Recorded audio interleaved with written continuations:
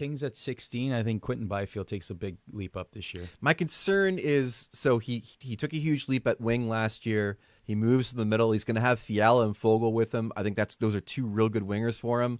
I hope he pops at center. It would benefit the franchise to see him proven to be a franchise center and not just a guy who can score in the NHL on the wing. Then we got the Jets. I think they're a little high. The Knights, who you don't like, but I think they're going to be fine. Dude, they can roll out Pietrangelo, Shea Theodore, and Noah Hannafin for like 3/4 of the game. Who are there? So it's Ilya Samsonov, and who's their other goalie? It's Aiden Hill. Aiden Hill. Oh, yeah, Aiden Hill. That's right. Okay, so they need good Aiden Hill. I don't necessarily trust Ilya Samsonov. I do need to see him in a different system. So we'll see about that. We'll see about that. I don't disagree with you, but I think he's better than Logan Thompson. Okay. In my opinion. Okay. Then we go Tampa Bay Lightning. I think we're all excited to see what that ends up looking like.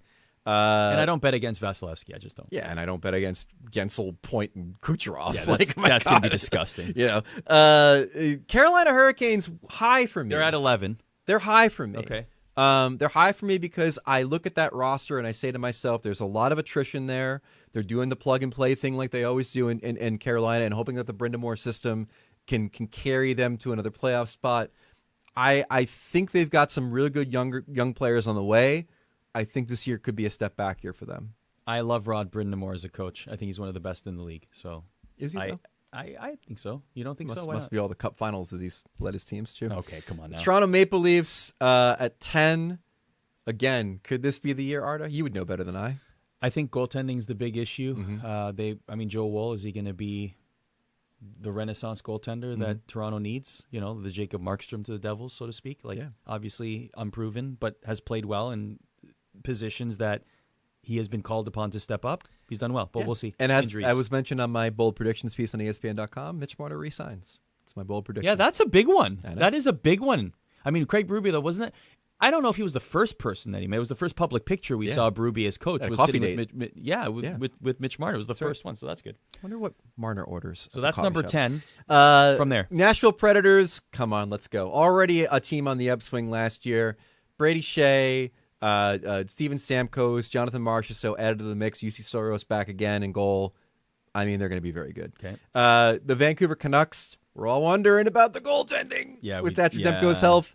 But that's a real solid team. I think Rick Tocchet showed that they've figured out a thing or two about team defense, and I think Elias Pettersson's going to have a huge year. Rick Tocchet's awesome.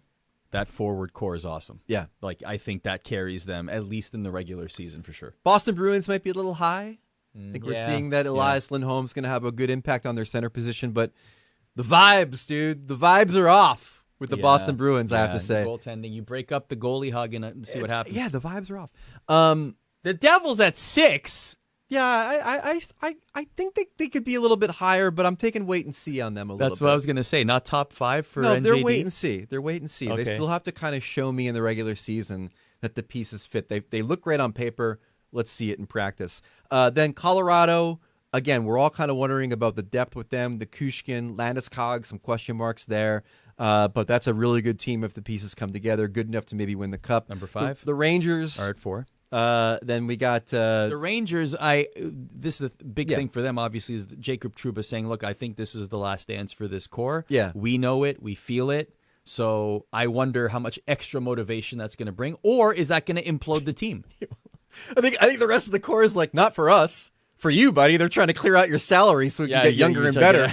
But we're good, is how they're probably feeling. Obviously, of course, Shesterkin, too. And what number he's going to command. All right, and then finally, the Dallas Stars, Florida Panthers, and then number 1, the Edmonton Oilers. Hard not to put the Oilers at number 1.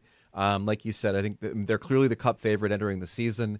They can be an absolute buzzsaw in the regular season if they play at the clip they played under Knobloch last year when he took over as coach. Might flip-flop the Panthers and Stars. I'm very high on the Stars, but I think those are comfortably the top 3 teams in our power rankings